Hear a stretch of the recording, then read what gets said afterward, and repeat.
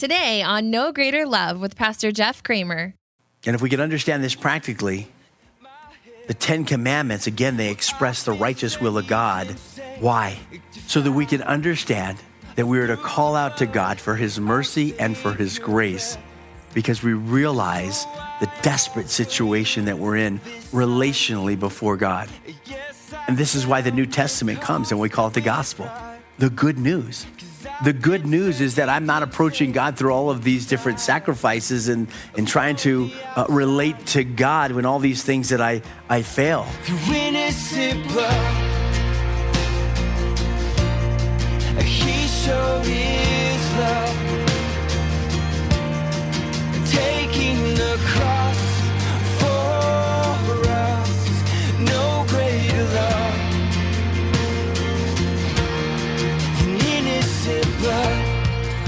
What's the point of the 10 Commandments anyway? For many, the law feels like a reminder of failure. Welcome to No Greater Love with Pastor Jeff Cramer. In Exodus 20, we discover that the law isn't bad. It reveals God's righteous will and exposes our sin so that we call out for his mercy and grace.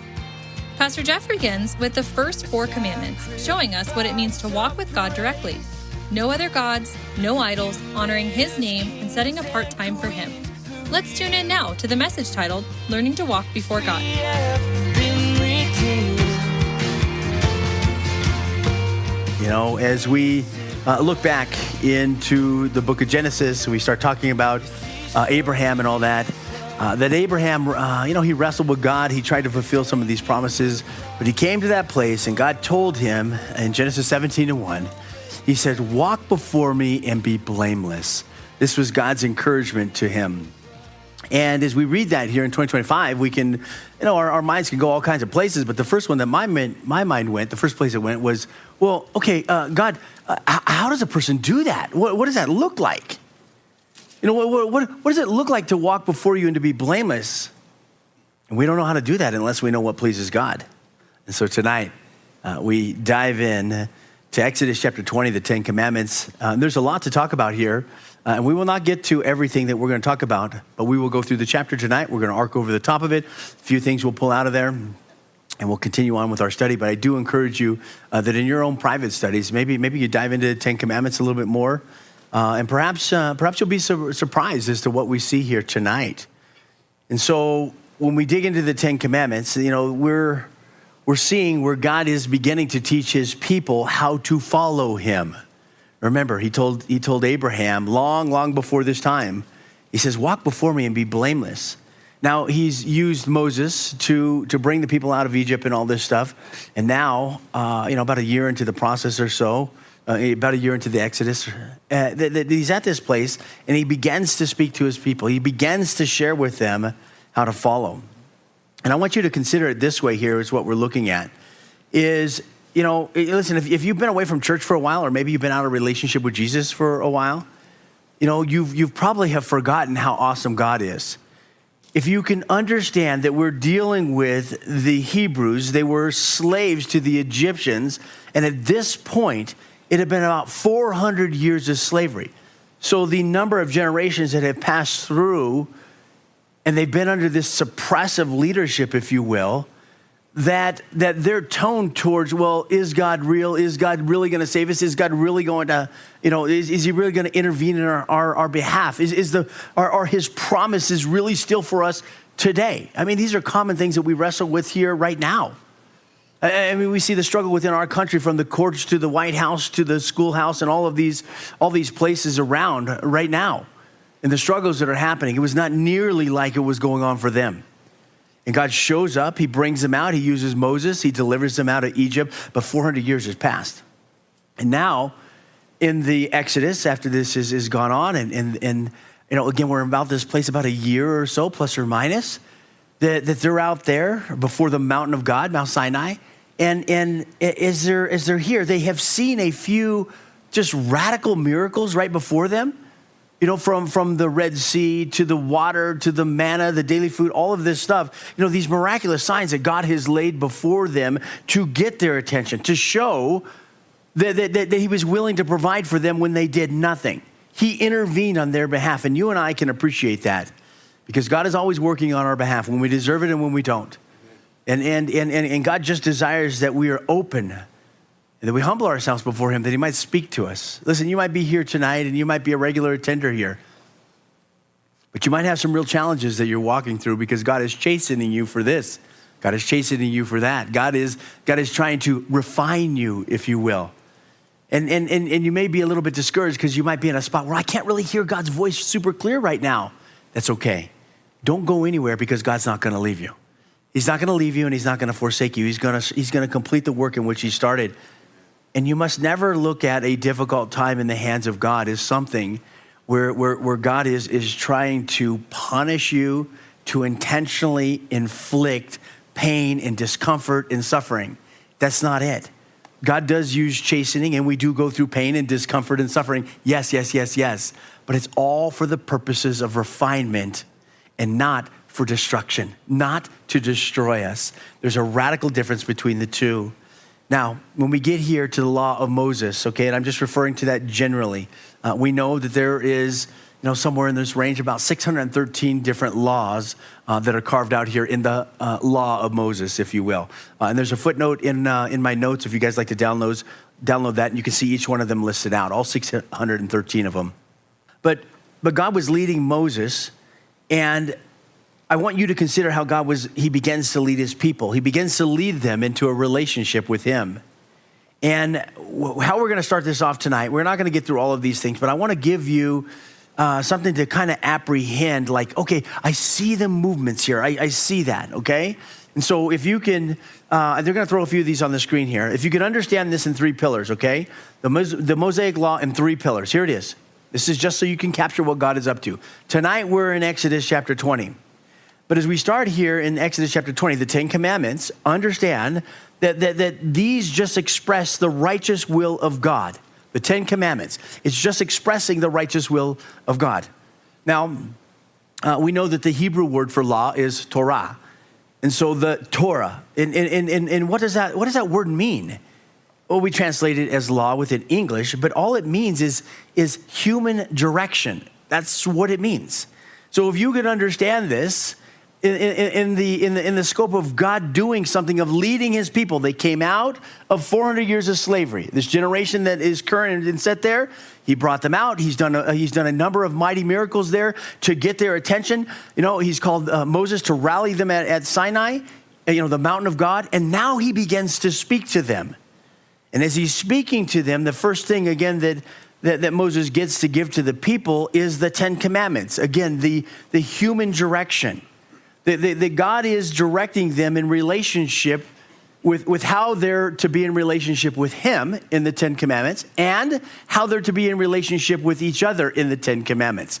This is what is being pulled out here, and I'll share that. I'll share the breakdown as we go a little bit farther. Secondly, once we clear Exodus 20 and the 10 Commandments, we move on. Exodus 21 through 23, maybe into the first part of Exodus 24. What happens in these following things here is that God he gives these ordinances that outline the social life of Israel. And perhaps you can consider it like this, that God was teaching them how to deal with one another. Today we talk about, the verse of the year, that we're to love each other as Christ has loved us. We're to love our neighbor as ourselves. All of these things. And so if you could understand this in the grand scope of life, the social life of the Hebrews, of the Israelites, God is just laying out those instructions for how they live their life.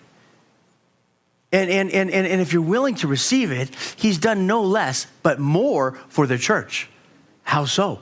Because we have all the epistles in the New Testament. All of the epistles are the instructions on how to live the Christian life. There's meaning behind the name of the letter and the chapter reference. That in each one of these letters that is written there, the epistles, it is addressing a certain aspect of life. God is not left us helpless. I don't care what your thing is. I don't care what your problem is, what your struggle is. I don't care what you want to know. That as it pertains to life and to godliness, God has provided it within his word. And if we can just position our mind, going back into the Old Testament, going back into the law of Moses, if we could just understand that starting with the Ten Commandments and moving forward, that God is giving them human direction, how to relate to him, how to relate to each other, what it looks like in their social life. And then the third one here is this, third bucket for today, is Exodus 24, about the middle of the chapter or so, all the way through Exodus 31. Now, once we get to this part, God begins to provide, again, going through Moses, he provides the statutes that direct the religious life of Israel. And again, if you can just consider it this way, that God is just revealing to them how he wants to be worshiped. Very, very understandable, if you will. That God is communicating. He's not mystic. He's not far off. And in fact, what we're going to see is that he's front and center. He's very present. Now, before we open up our Bible text here, what's the purpose of the law? Take a peek at the screen here with me. Just a reminder here. You guys know this. Galatians 3:24. Paul says, let me put it another way. The law was our guardian until Christ. It protected us until we could be made right with God through faith. The law does reveal the fact that we cannot keep God's holy standard without question. But it doesn't detract from what God has put within his law. The law, in fact, the law is not bad, but it does reveal our sinfulness. And I think that many times that's why we dislike talking about the law, because it moves me into a place of where I'm confronting and I'm dealing with my failure. And if we could understand this practically, the Ten Commandments, again, they express the righteous will of God. Why? Why? So that we can understand that we are to call out to God for his mercy and for his grace, because we realize the desperate situation that we're in relationally before God. And this is why the New Testament comes, and we call it the gospel, the good news. The good news is that I'm not approaching God through all of these different sacrifices and trying to relate to God when all these things that I fail. Warren Wiersbe, he says this, and they're going to put this on the screen for us. Warren Wiersbe was a commentator, a Bible commentator, a Bible scholar, a pastor, all of this.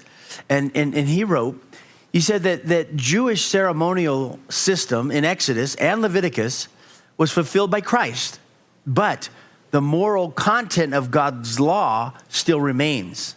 And 9 of the 10 commandments are repeated in the New Testament epistles for the church to honor and obey today. The Sabbath commandment, it isn't repeated. Wow, you read something like that and you go, wow, that's crazy. Well, we're going to see that even today as we walk through some of these 10 commandments. I'm not going to open up all of them, but I'm just going to give us a very small insight to some of these things. And so follow along as we get to Exodus chapter 20. I'm going to pick up in verse number 1 here. And what I'll do is I'm going to read through the first 4 commandments. Okay, and so these first 4 commandments, this is man to God relationship right here in these first 4 commandments. Here we go.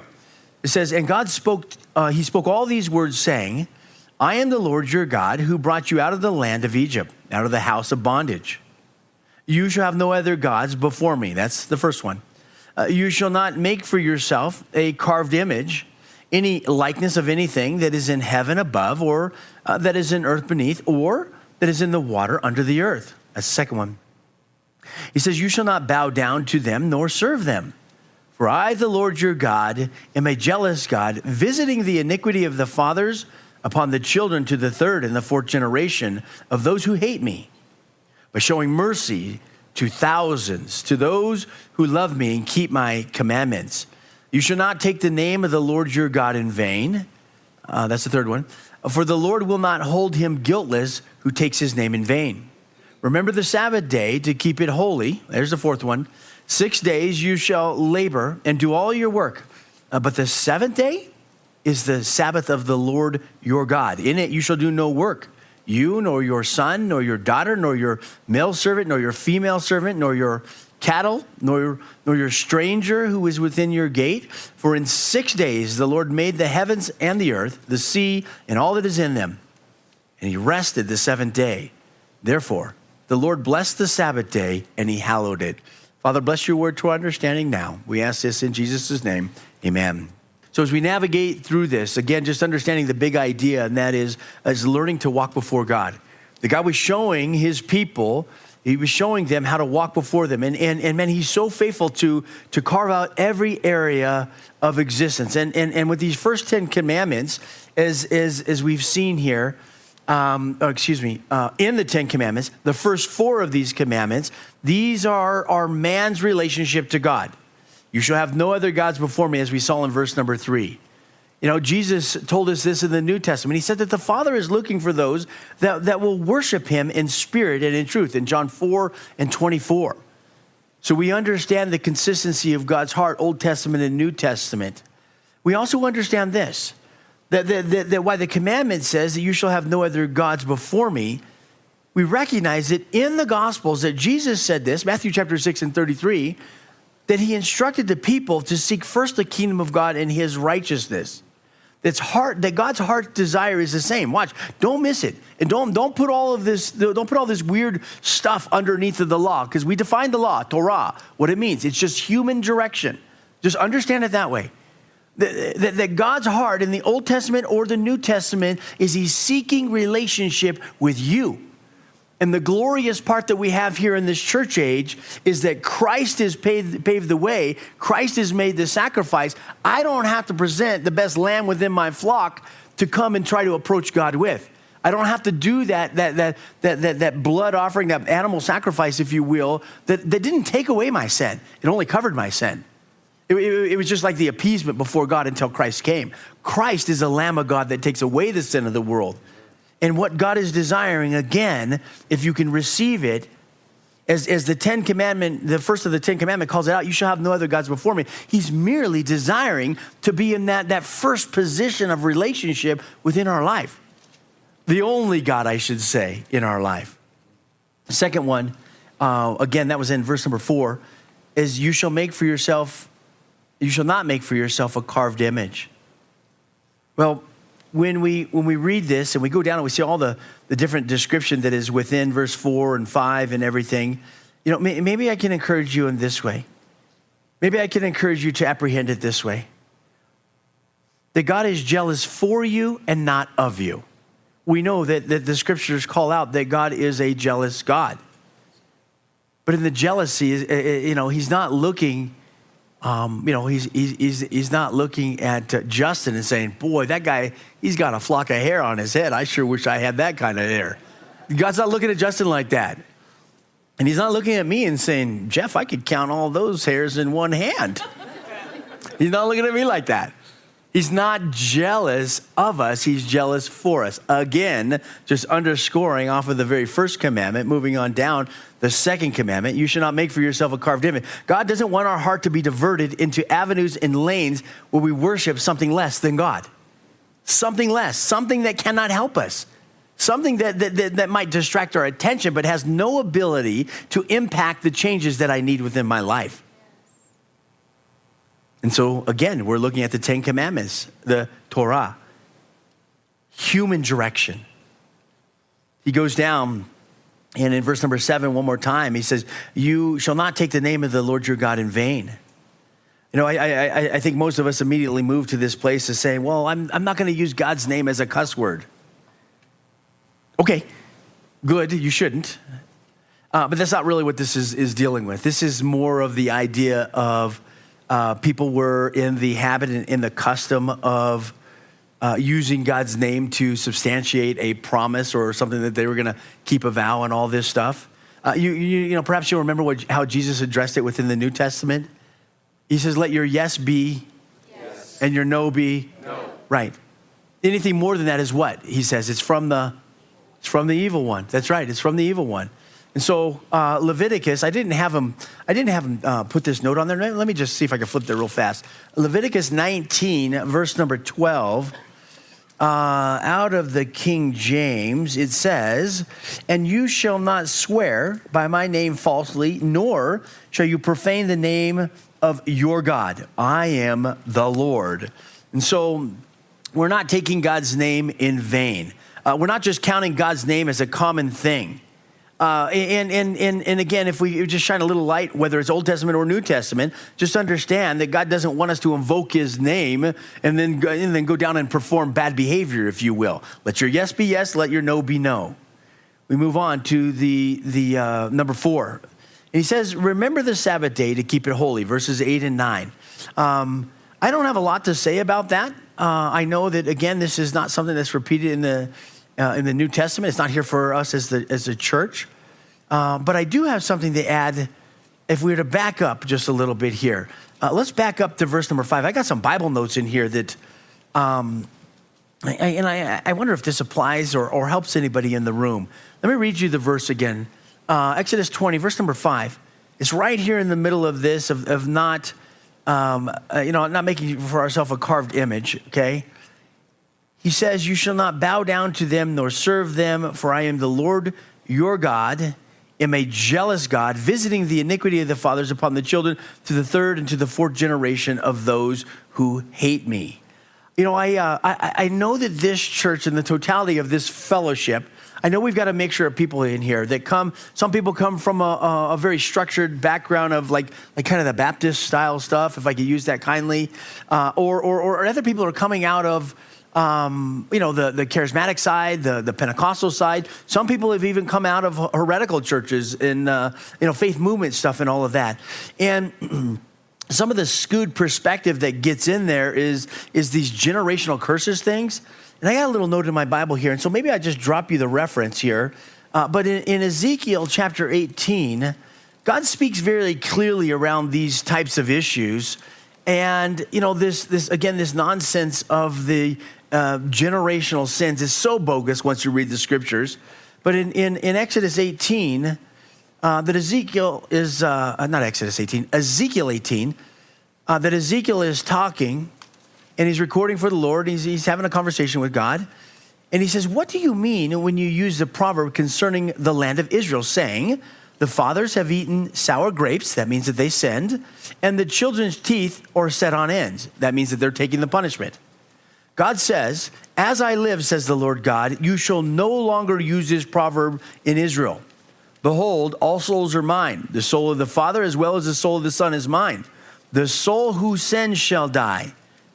But if a man is just and he does what is lawful and right, if he has not eaten on the mountains, that's idol worshiping, nor lifted up his eyes to the idols of the house of Israel, nor defiled his neighbor's wife, nor approached a woman during her impurity, if he has not oppressed anyone, but has restored to the debtor his pledge, he's kept his word, didn't use God's name in vain, has robbed no one by violence, but has given his bread to the hungry, and covered the nakedness of the naked with clothing, if he has not exacted usury interest, nor taken any increase, but has withdrawn his hand from iniquity and execute true judgment between man and man, if he walks in my statutes and keeps my judgment faithfully, he is just. He shall surely live, says the Lord. Now, he goes on and he gets into a lot of other stuff there. All this to say is that I'm just pointing you to this chapter and that you would read that chapter for those of you that are under this facade of like these generational curses and misunderstanding what God is saying here coming out of his word, okay? So let us move on from there. Now, second idea of the night, back in Exodus chapter 20. The second idea is this. We've just gone from man to God relationship. There's 4 there. Now we're going to move on to man relationship, the next 6 commandments here. Those cover from verse 12 down through about 17 or so. Here's the first one. In verse 12, it says, honor your father and your mother. That's all for today. Join us for our next broadcast of No Greater Love with Pastor Jeff Cramer, weekdays at 10:30 a.m. No Greater Love is an outreach ministry of Westminster Calvary and is supported by listeners like you. If you would like to partner with us, please text GIVE to 720-354-6485. Your donation of any amount helps keep No Greater Love on the air, ministering to thousands across the Front Range. We would like to personally invite you to join us for our weekly worship services, Sundays at 8 or 10 a.m. and Wednesdays at 6:30 p.m. We are located in Westminster, Colorado, on the northeast corner of Church Ranch and Wadsworth Parkway, near the Fossa Fitness. If you're not local, tune into the weekly live stream on our web campus, app, Roku, or on Apple TV. Have you downloaded the free Westminster Calvary app yet? You can stay up to date on upcoming events, join a small group, request prayer, and watch live worship services. Just search Westminster Calvary on your favorite app store today. Lastly, we're a church that's ready to serve you.